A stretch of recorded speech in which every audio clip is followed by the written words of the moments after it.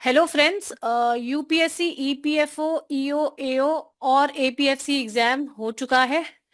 आज हम इस वीडियो में इस एग्जाम से रिलेटेड उसकी आंसर की डिस्कस करने वाले हैं। ठीक है। आंसर की का मतलब है कि कौन से क्वेश्चन का क्या आंसर रहेगा, वो आज हम इस वीडियो में चेक कर लेंगे। ठीक है। और ये हमारा एनालिसिस है, काफ़ी हमने सोच विचार के रिसर्च करके आंसर की डेवलप करी है। सारे क्वेश्चंस की एक से लेकर 120 क्वेश्चंस की जो भी हमारी अपनी अंडरस्टैंडिंग है उसके अनुसार हमने ये आंसर की फ्रीज करी है। ठीक है। नो डाउट कुछ क्वेश्चन में डाउट हो सकता है आपको कि इस क्वेश्चन की ये आंसर की नहीं, ये दूसरी होनी चाहिए। तो आप वीडियो के नीचे अपना कमेंट दे सकते हैं और आपके अकॉर्डिंग उस क्वेश्चन का क्या राइट आंसर बनता है वो भी आप दे दीजिए।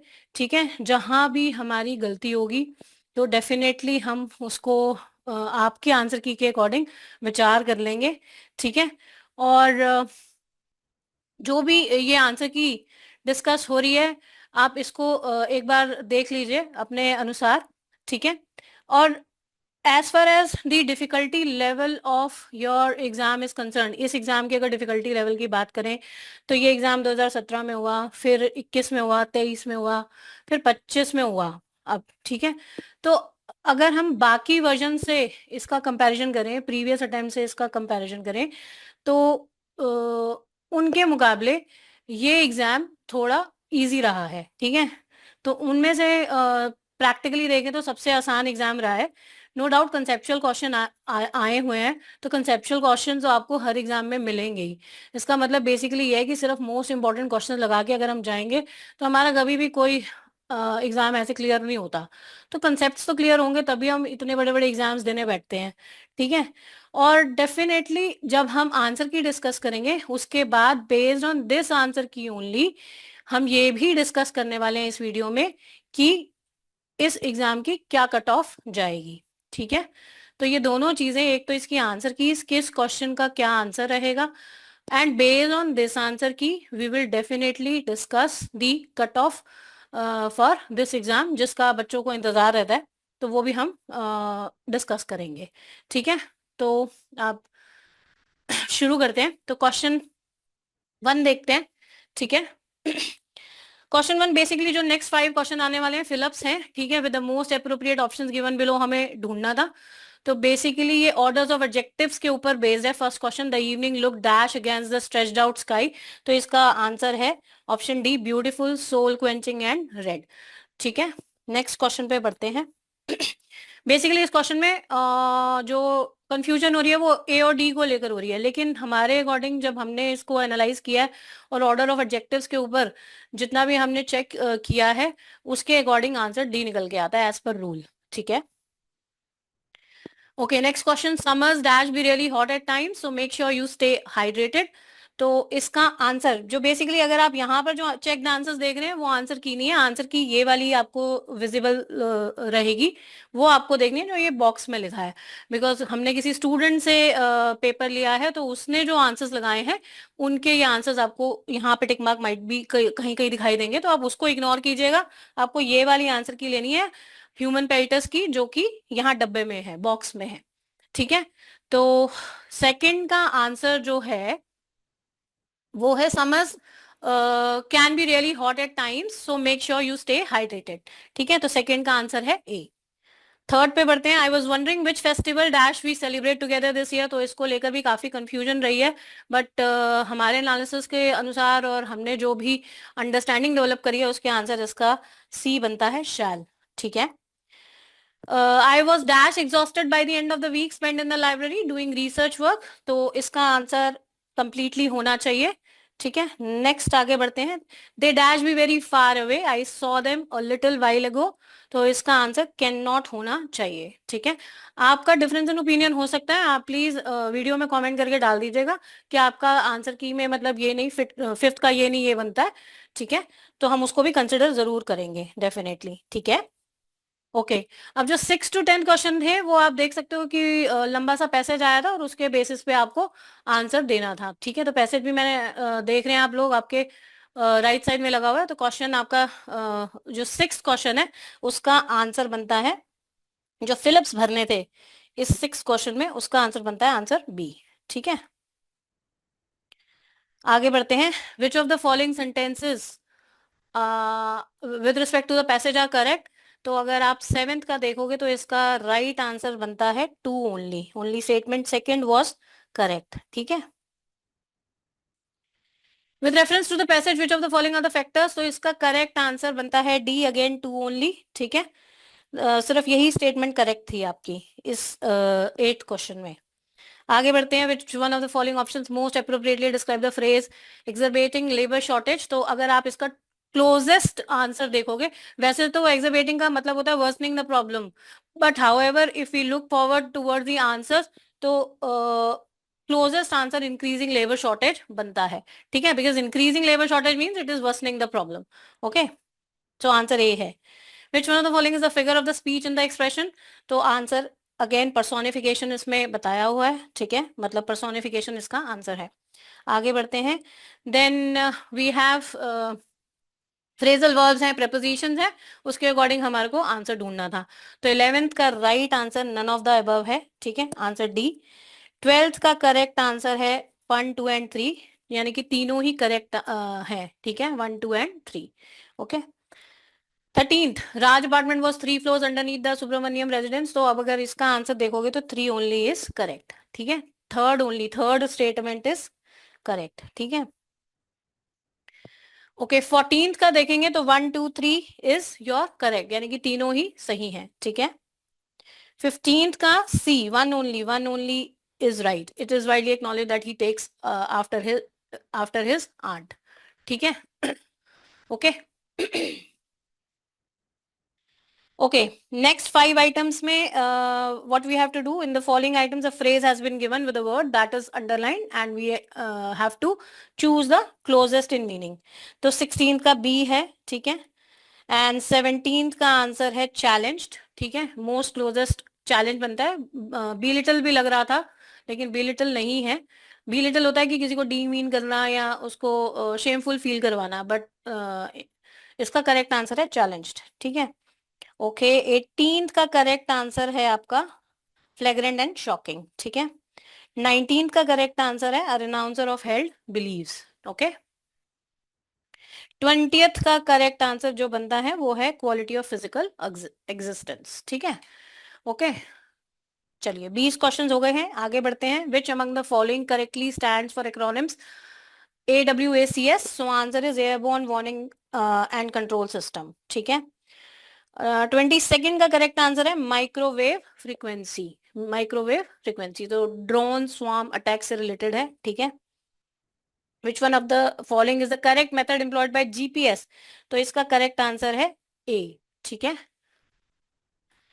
24th, which among the following is the correct nature of the substance filling up the pleural cavity, the space between the lungs and the chest? Correct answer is liquid. ठीक है, okay, which one of the following statements with regard to fatty acids is correct? तो इसका answer है A।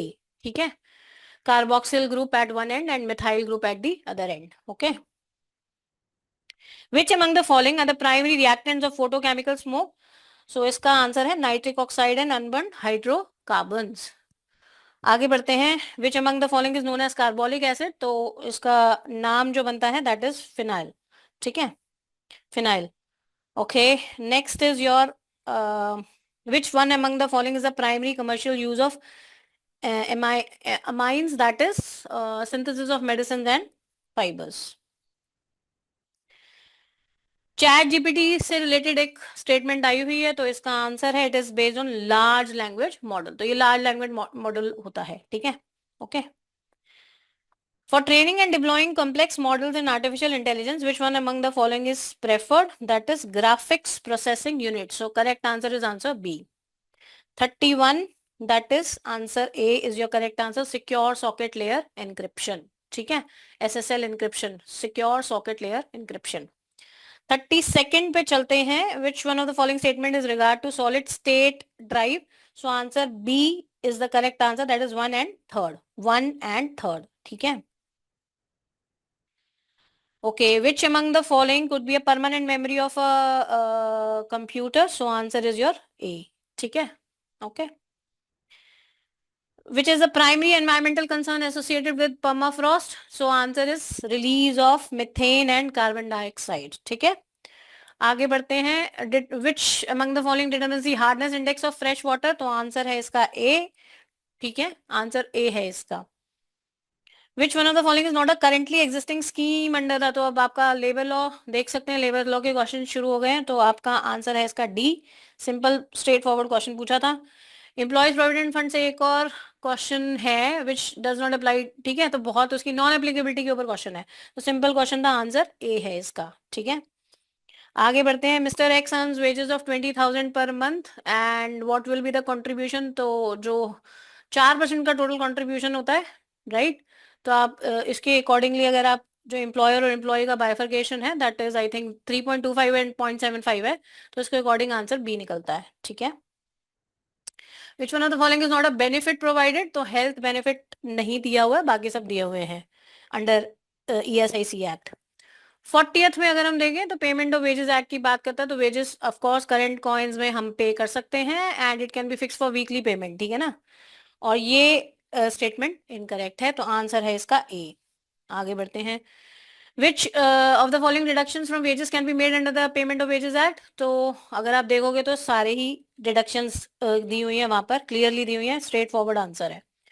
42nd loss of one आई. तो इसके schedule में अगर आप जाके देखेंगे एम्प्लॉयज कंपनसेशन एक्ट में, तो आंसर मिलेगा परमानेंट पार्शियल डिसेबलमेंट. ठीक है. Okay. Person x was working in a mine. तो 12,000 की अगर उसकी है तो इसकी कैलकुलेशन आपका करोगे तो आपका 9,58,800 निकलेगा, क्योंकि इसका रेलेवेंट फैक्टर भी गिवन है. ठीक है ना.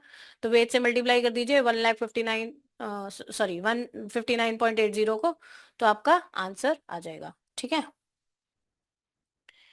ओके, ये एक केस बेस्ड क्वेश्चन आ गया, लेकिन बहुत ही पॉपुलर क्वेश्चन है. तो ट्रिपल टेस्ट इंडस्ट्री रिलेटेड कहाँ पे डिस्कस हुआ था, कौन से केस में?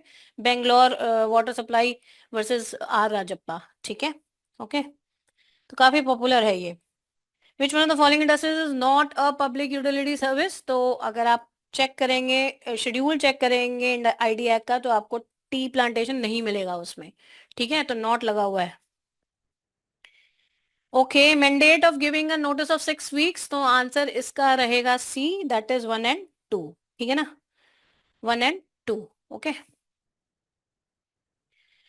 इन which of the following situations will gratuity be payable to mister X. तो आंसर रहेगा इसका बी, दैट इज 1, 2 and 3. तो तीनों ही स्टेटमेंट्स में मिलेगा.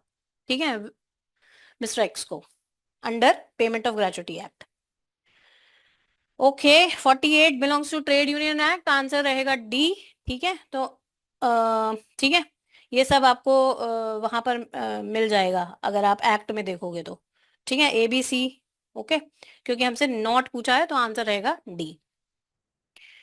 ओके, मिस एक्स हैं, गवर्नमेंट सर्वेंट हैं, 26 वीक्स का मैटरनिटी बेनिफिट बोला हुआ है. तो जब हमने इसके मतलब डिस्कशन भी करी है आपस में, तो सिंपल इसके जो ऑप्शंस अगर आप देखोगे ना, तो काफी पुअरली फ्रेम्ड क्वेश्चन है. पहले तो यहाँ लगा दिया मैटरनिटी बेनिफिट ऑफ 26 वीक्स. ठीक है, अब अगर कोई भी यूजुअल बंदा इसको देखेगा तो आप देखोगे तो सरोगेसी की कहीं बात नहीं करता मैटरनिटी बेनिफिट. तो स्ट्रेट इसलिए लगाने वालों ने 20 का आंसर लगाया होगा. ठीक है, तो आप दूसरी ऑप्शंस भी देखोगे ACD, तो उसमें 26 वीक्स का मैटरनिटी बेनिफिट नहीं है, यहाँ पे 6 वीक्स का है. ठीक है ना, मिस कैरेज हो जाता है तो उस केस में तो 6 वीक्स का मैटरनिटी बेनिफिट मिलता है. She has no surviving child and is a commissioning mother. तो कमिश्निंग मदर को तो 12 हफ्तों का मिलता है, यहाँ भी 12 हफ्तों का मिलेगा. तो आप देख सकते हो, इसीलिए मतलब अगर आप लगा के आए होगे तो बी लगा सकते हो. ठीक है, बाकी वैसे इसकी जो बाकी ऑप्शंस हैं वो भी इसका आंसर हो सकती थी, क्योंकि सबका ही लेस देन 26 वीक्स है. ठीक है, तो नॉट पूछा है ना, विच इज इसमें पूछा गया है who is a government servant not claim maternity benefit of 26 weeks. ठीक है, तो 26 वीक्स तो इनमें से किसी का भी नहीं बनता. ठीक है, तो सारे ही ऑप्शंस आंसर में आ रहे हैं वैसे तो इसीलिए मैंने इसको ऐसे छोड़ दिया है, क्योंकि बहुत ही पुअरली फ्रेम क्वेश्चन है. लेट्स सी कि ये लोग आंसर क्या देते हैं. ठीक है, फाइनल आंसर की क्या आती है. ओके, नर्सिंग ब्रेक से रिलेटेड क्वेश्चन है, मैटरनिटी बेनिफिट से, तो सिंपल सा आंसर है ए, ठीक है। ओके, 51st क्वेश्चन देखें तो इसका आंसर है 1, ठीक है। कैंडल वाला जो क्वेश्चन है आप देख लीजिएगा, लेंथ ऑफ द कैंडल जो क्वेश्चन है उसमें आंसर बन के आया है 1। 52nd का आंसर है 14, ठीक है। 5 prime numbers are arranged in ascending order, तो इस क्वेश्चन का आंसर है 14, ठीक। 53rd का आंसर है 23,000 movie hall, there are 3 categories of seats, diamond, gold and silver. इस क्वेश्चन का आंसर है 23,000, ठीक है। आगे बढ़ते हैं। How many digits are there in 6 raise to the power 25, तो इसका आंसर है 20, answer A is given here, ठीक है।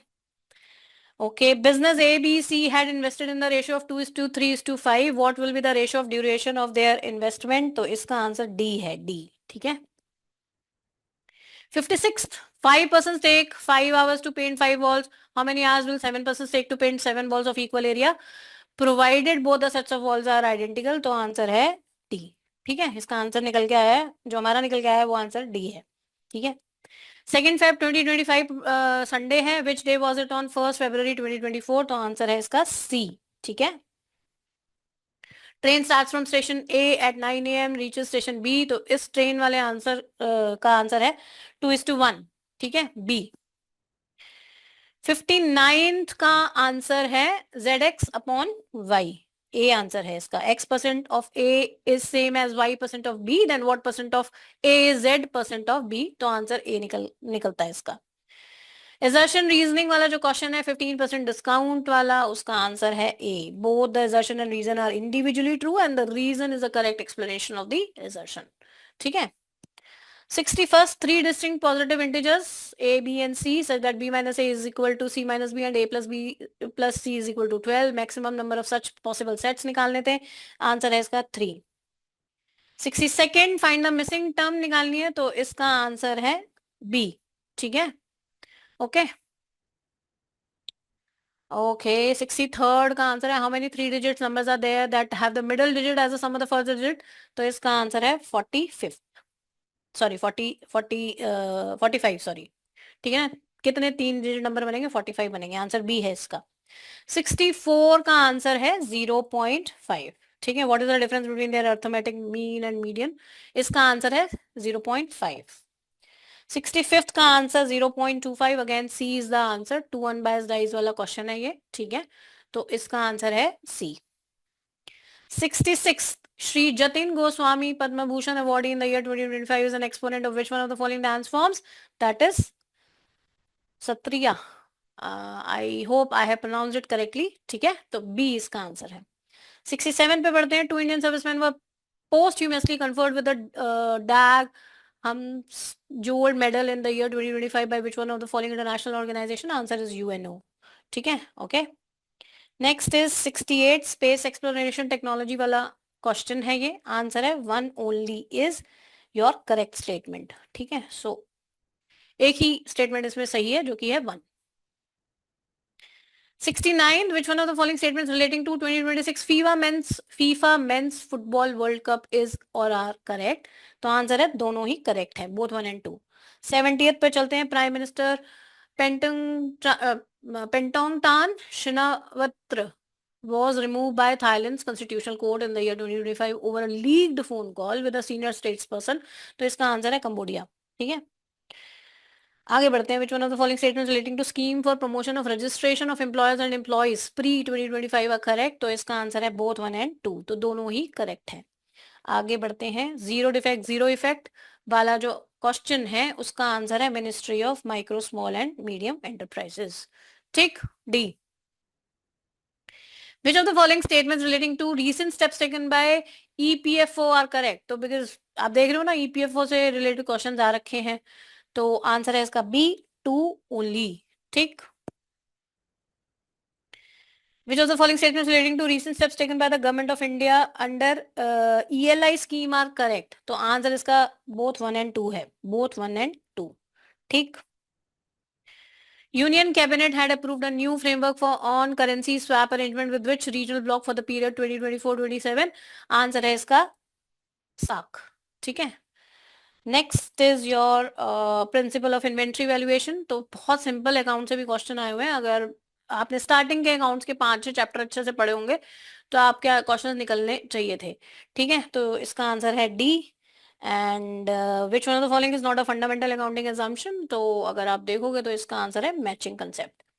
ठीक है, which one of the following is a revenue expenditure. तो इसका आंसर है सी। ठीक है, अमाउंट स्पेंड फॉर रिप्लेसमेंट, क्योंकि ये मेंटेनेंस का ही पार्ट हो जाता है ना बेसिकली, तो इसलिए इसको हम रेवेन्यू एक्सपेंडिचर में मानते हैं। बाकी सब जो है वो एसेट की लाइफ को बढ़ा देते हैं, बाकी एक्सपेंडिचर जो ऑप्शंस में गिवन है, तो इसीलिए ठीक है वो कैपिटल एक्सपेंडिचर होंगे। ओके, 79th का आंसर है, सिंपल था, एरर ऑफ प्रिंसिपल है। Purchase of an asset is treated as an expense, तो एरर ऑफ प्रिंसिपल है, answer A. 80th, accounting context में which one of the following statement is correct. तो अगर आप देखोगे तो सीधी सीधी स्टेटमेंट डी इज करेक्ट। ठीक, which one of the following statement is correct. तो इसमें भी डी करेक्ट है, ledger is known as a principal book of accounts. ठीक है, बाकी स्टेटमेंट सही नहीं है। 82nd पे चलते हैं, which one of the following statement is not correct. Again इसका जो आंसर है, capital account has a credit balance, so that is why this statement is not correct. आगे बढ़ते हैं, which one of the following is correct. तो इसका answer है C, operating profit is equal to net profit plus non operating expenses minus non operating incomes. Which one of the following costs is generally not included in computing the cost of inventory? तो इसका answer है administrative overheads. ठीक, which one of the following will be the adjustment journal entry if the rent received in advance? So rent received in advance is basically liability, तो इसका हमें rent receive account debit करना है और credit क्या करना है, rent received in advance account. ठीक है जी, तो बी आंसर है इसका। In case of contract of insurance, तो अगर आप देखोगे प्रिंसिपल क्या बोलता है, which states that is the duty of the insured to take reasonable steps to minimise the loss और damage to the insured property, it is called principle of mitigation. Which one of the following is not a contract of indemnity? Contract of life insurance. ठीक, which of the following statements about audit documentation is not correct? तो ये आप अगर देखोगे तो CA modules में आपको आराम से मिल जाएगी ये। ठीक है, तो सीए जो फाउंडेशन लेवल पे भी देखोगे तो इसका audit file and audit documentation, they are not same. ठीक है, तो इसीलिए इसका करेक्ट आंसर है B, they are not same. बाकी सेम है, बाकी सही है आंसर्स स्टेटमेंट्स। ठीक है, in the context of auditing, the primary objective of vouching is to verify the authenticity of the transactions. 90 पे चलते हैं, which of the following is not the objective of verification in auditing? तो historical accuracy इसका काम नहीं होता, it is not the objective of the verification in auditing. ठीक है, तो आंसर ए होना चाहिए इसका। Okay, which of the following statements, consider the following statements regarding social protection in India? तो इसका आंसर है सी, both 1 and 2 आर करेक्ट। तो हमें करेक्ट स्टेटमेंट्स ढूंढनी थी, दोनों करेक्ट हैं। 92nd पे चलते हैं, micro small and medium enterprises based on which of the following factors. तो आंसर है डी, 1 and 3, 1 and 3। ठीक, 93rd fiscal health index 2025 publish by NITI Aayog. तो इसका करेक्ट आंसर है 1, 2, 3 एंड 4 एंड 5। ठीक है, पांचों जो दिए हुए हैं सब आंसर है। ठीक है, contribution of services sector in gross value added at current prices in the Indian economy 2024-25 is estimated at 55%। ठीक है, डी आंसर है इसका। 95th पे चलते हैं, प्रधानमंत्री मुद्रा योजना के ऊपर क्वेश्चन है, आंसर बताना है कौन सा करेक्ट है।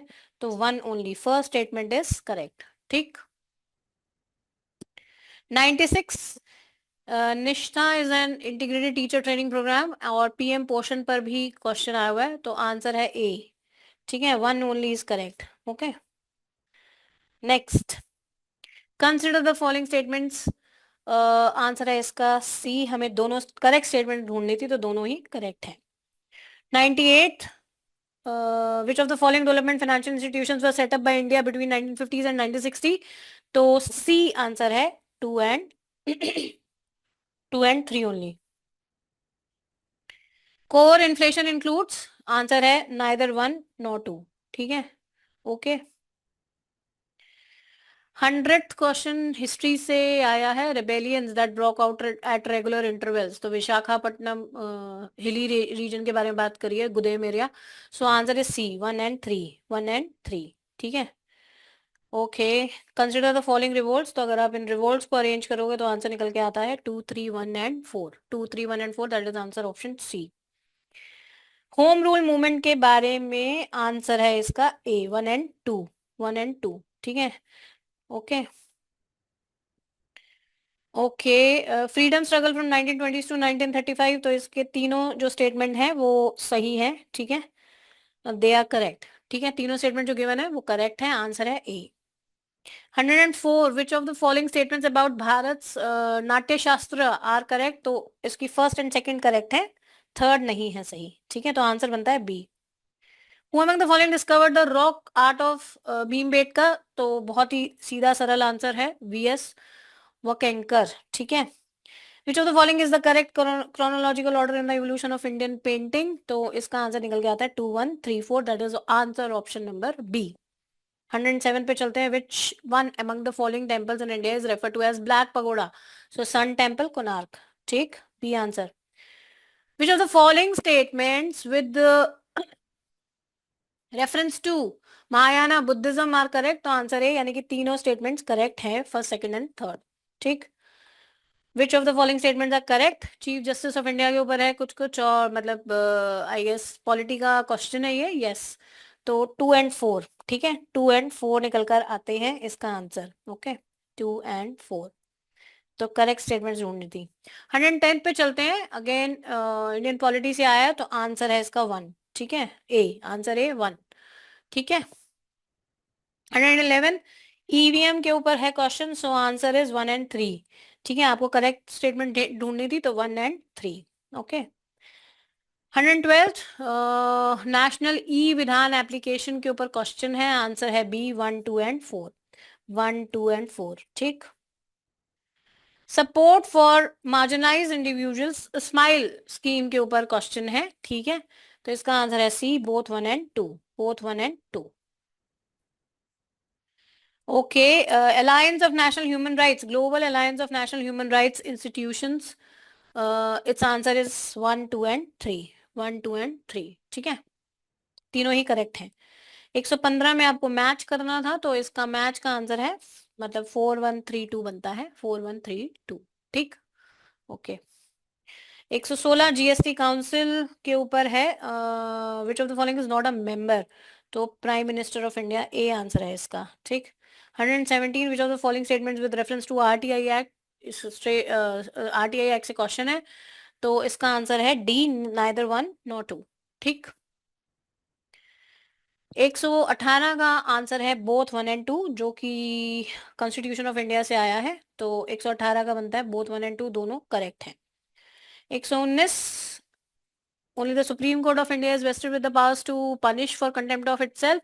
Both the Supreme Court of India and High Courts have advisory jurisdiction। तो दोनों स्टेटमेंट्स चेक करनी थी और बताना है, तो neither 1 nor 2 इसका करेक्ट आंसर। ठीक है, option D. Last, which of the following subjects और provisions fall under the directive principles of state policy. तो 120 का बनता है 3 ओनली। ठीक है, यानी कि डी आंसर है इसका। ओके, तो अब मेरे साथ अभिनव सर हैं, जो बेसिकली अभी हमने, जैसे मैंने आपको स्टार्टिंग में बताया था, आंसर की हमारी एक बार डिस्कस हो चुकी है। Based on this answer key Abhinav sir is going to discuss कि हमारा इस एग्जाम को लेकर एक्सपेक्टेड कट ऑफ क्या रहेगा।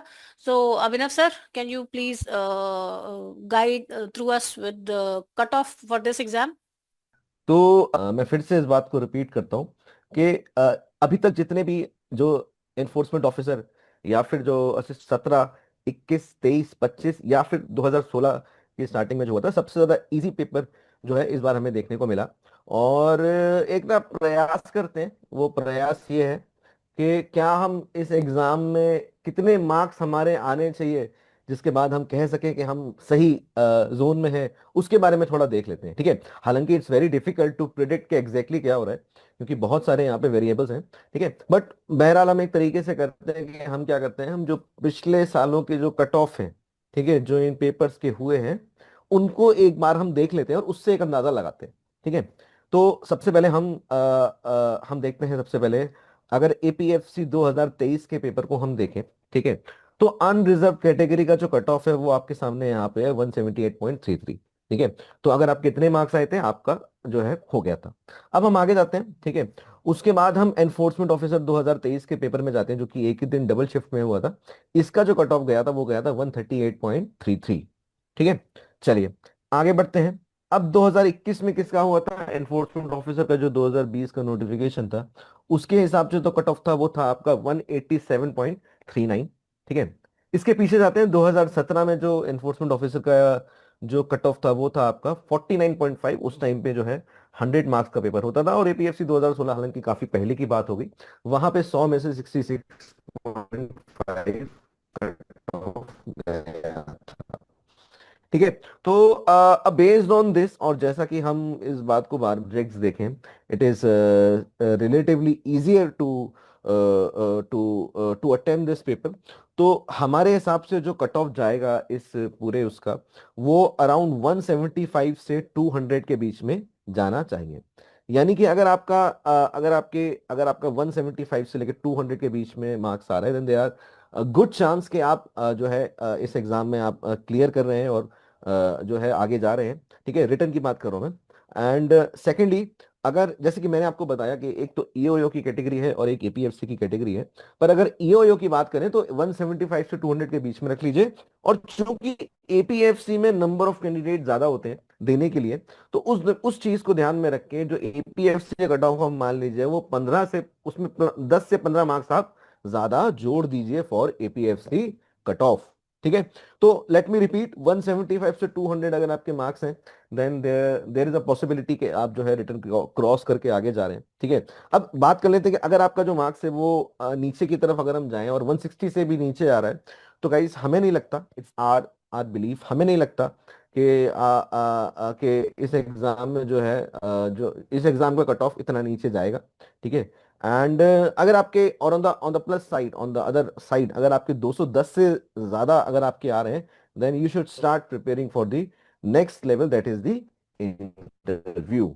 ठीक है, तो so guys, that is our production. और जो है आपको कोई भी बात, कोई भी आपको सवाल को लेके कुछ आपको बताना है कि इस सवाल में आपको ये लगता है वो लगता है, आप उसको नीचे कमेंट में डाल दीजिए। बस आपसे रिक्वेस्ट ये है कि उस कमेंट के साथ साथ आप ये भी बताइए कि क्या आपको क्यों लगता है कि वो पर्टिकुलर सवाल का आंसर वो होना चाहिए और वो ऐसा है। ठीक है, तो okay, so that's it from our side. And कोई भी चीज आपको डिस्कस करनी है, देयर इज अ नंबर जो है जिसपे आप कॉल कर सकते हैं in the description. And okay, all the best for the results.